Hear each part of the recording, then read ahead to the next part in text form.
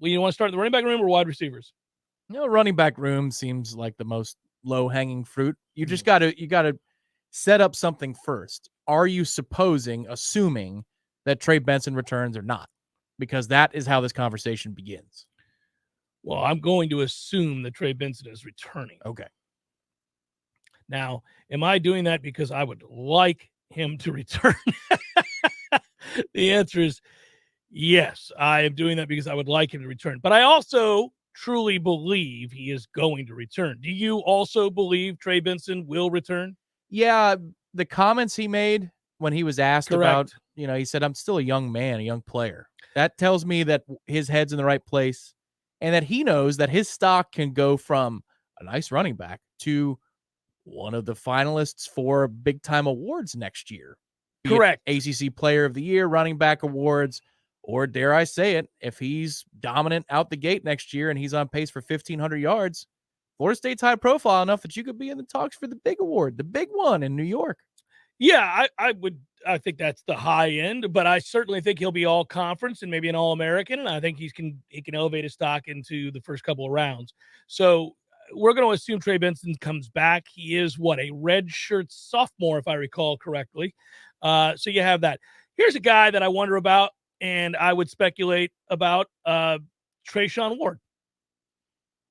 Would you be surprised if Treshaun Ward left? Absolutely not. Me neither. Especially if we're going to enter the exercise and say that Benson is returning. I think that decision from Trey Benson has a direct effect on what Treshaun Ward is going to do.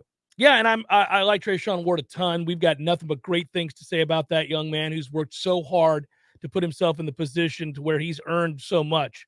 But if he were to go somewhere and be the guy, I would completely understand that. I also wouldn't be surprised if he came back. He's been such a good team player and hard worker and all those things. I wouldn't be surprised either.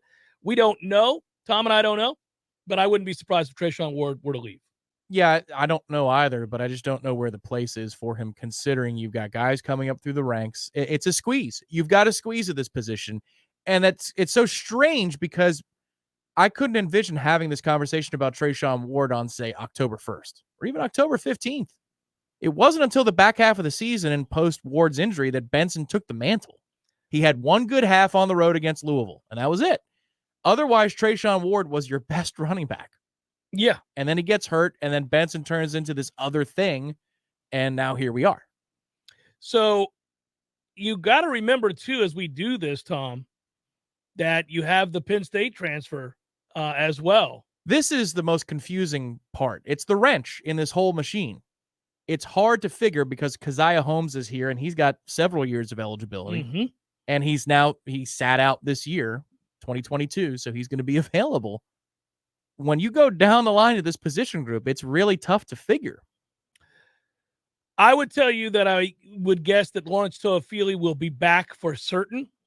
If we're going to speculate on this, I would tell you that I think Toafili will be back because I think he plays a large role in the mixing and matching of pace and size.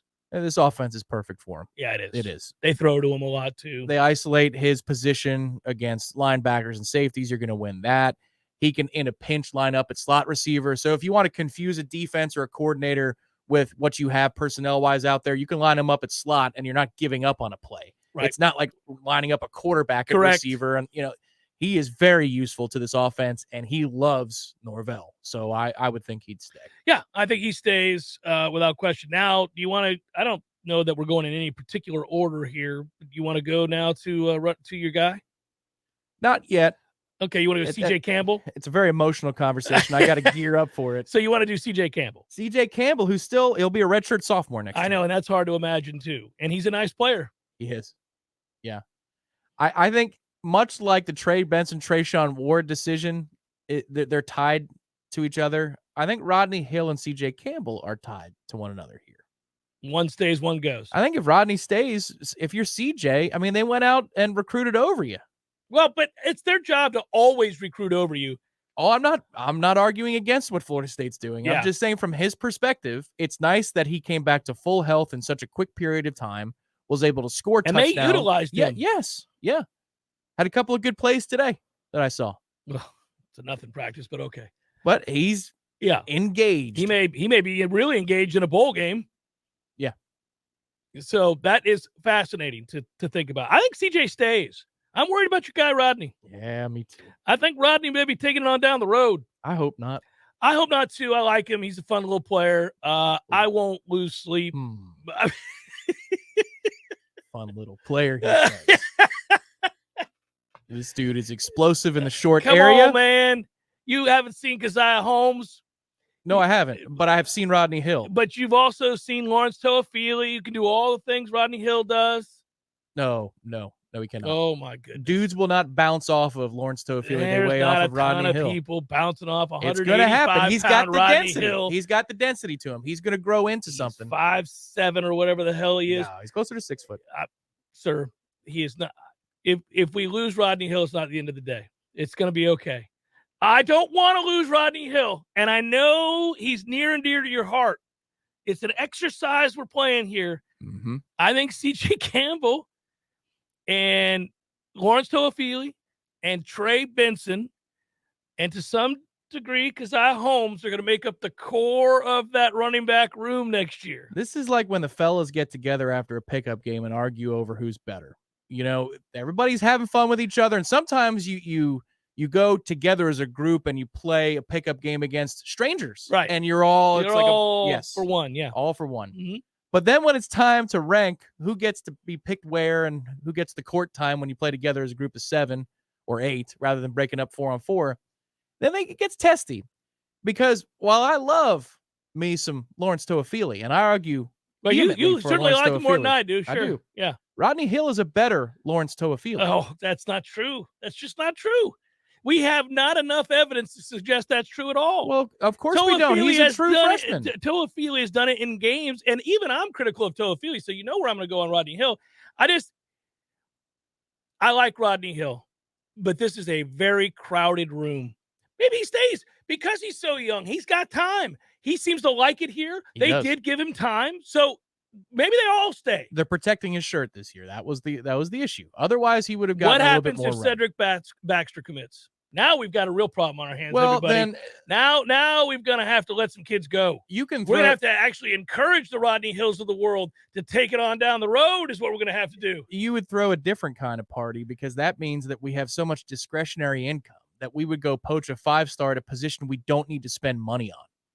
That would be the talking point there is, wow, we've got the kind of money that we can go for luxury items rather than core things that we need to shop for here.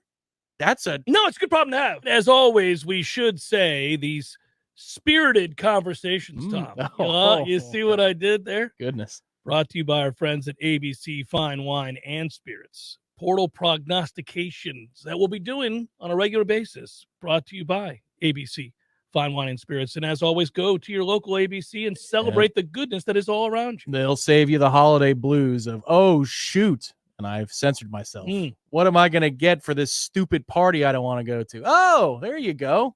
All set. Something to deaden the pain. They've got, yes, for you and the other party, because they don't like you, you don't like them, and everybody knows it. Everybody's just being kind because it's the holidays. Or it's a great holiday party with people that you love dearly, and I'm going to grab something great from ABC and celebrate us returning to the creature comforts of our hometown. But you'd already be going to ABC for that reason. I'm saying there's a time in the holiday season when you're stuck. You're like, what do I do? Just go there. They've got gift baskets. It makes it look like you actually took some time to do something instead of go in there and walk to the register. So, yeah, wine bottles with chocolates, for example. Perfect. Leave it on your boss's desk and say, Merry freaking Christmas. I'm taking the rest of the month. I'm going to get a wine bottle with a box of chocolates, too. I like it. Just for you. Just for me. I'm going to celebrate me.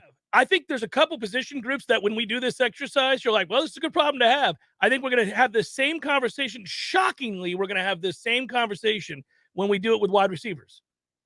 Yeah. Because that is shocking. Year over year. Right. Year over year. Because Portier is already worlds better than he was. We know Malik McClain has it in him. Obviously, Malik in the last month of the season made at minimum one standout play a game. That's correct. And so you're starting to see, like, I don't want to lose those two guys. I would have said take it on down the road before the season, but now I'm like, oh, no. I like where they're headed because they're big receivers too, and they block. And That's a big part of what we do. Right. And then you've got Johnny, you got Micah, obviously, but you're bringing Winston right back. You go, listen, even I have to admit that the receiver one's going to be a fun discussion now that I'm thinking about it out loud. There are a lot of guys there, and we're bringing in a superstar wide receiver who could play right away. Now, it's always hard to project. A couple of good receivers, but Hakeem. But one is a physical freak. So that's a loaded room too. It is. That's a really loaded room. These are good. I'm not saying get rid of Lawrence in exchange for. I think Rodney. You are. It sounds like you are. No, you can keep both because they're years apart. They are years apart in eligibility here. Years. And the coaching staff is telling you, sir, very loudly and clearly that they believe that Rodney Hill is a better version of Lawrence Toafili because they did preserve his shirt. They want to maximize the time that they have with him. Well, also, they had 3 guys to start over him that were better options. I mean, they could have played him more. They didn't need. They could have played him on special teams. They could have had him a kick return. They could have had him somewhere else. Listen, we're not going to do the thing where if I say a guy should move on, it means I think he's useless. I'm not saying that. I'm saying that you got a full room of guys. Some are of similar talents. Somebody's got to take it on down the road. I'm not losing as much sleep over Rodney Hill as you are. I'm just saying that's the only difference in our debate here. That I took a little bit of offense to the idea that Rodney Hill is not a better version of Lawrence Toafili. That one hurt. That one hurt a little bit. Well, I think they are different. I do think they're different players. Toafili's almost a wide receiver. He is. So I grant you that. They are different players. And if we're just talking about pure running back, okay, I'll side with you on Rodney Hill. Just pure running back. But I like guys with versatility. So I got a text from Ira, and this is the time of year where I'm thinking, somebody entered the portal? Somebody, while we're in the middle of the conversation. Okay. Yeah. Well, was he siding in on a debate here? He might have been. He's weighing in? He might have been. Well, I'm not going to die on the hill of Lawrence Toafili. That'd be hill number 9. Because the guys got mad at me earlier than a year where I was like, I will fight to take hill 29. We're going to take hill 29. Over me and my hill brigade. 9, you guys go take that hill. We're going to take that hill. You going to take it over hill 22, hill 26? What a great nickname. Serendipitously, hill 29. I know. Rodney Hill 29. All right. You going to take him over hill 26, hill 22, hill 8?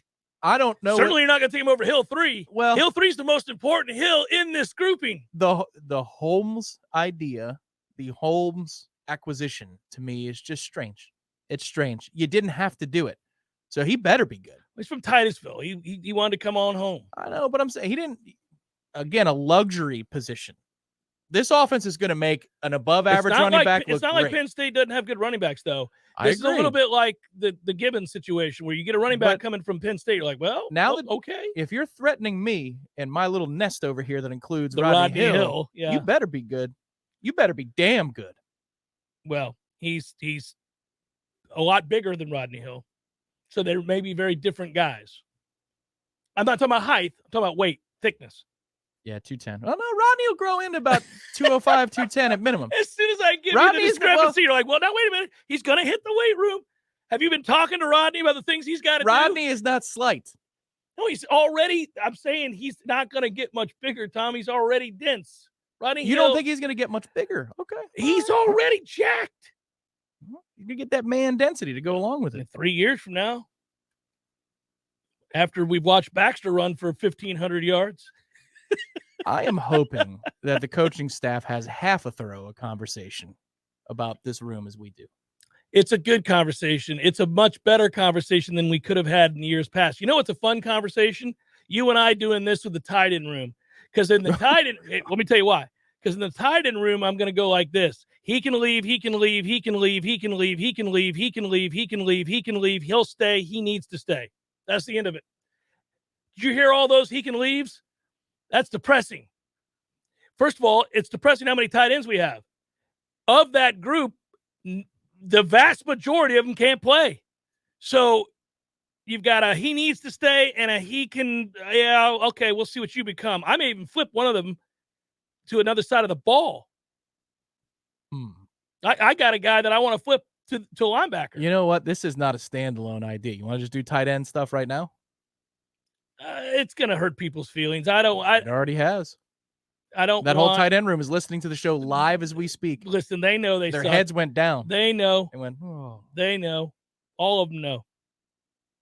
I need you to stay, Marcus and Douglas. I like you a lot. Mm-hmm. Brian Courtney, I'm going to move you to linebacker. What? He's a linebacker waiting to happen. Look at him. 6'3", 230, can move.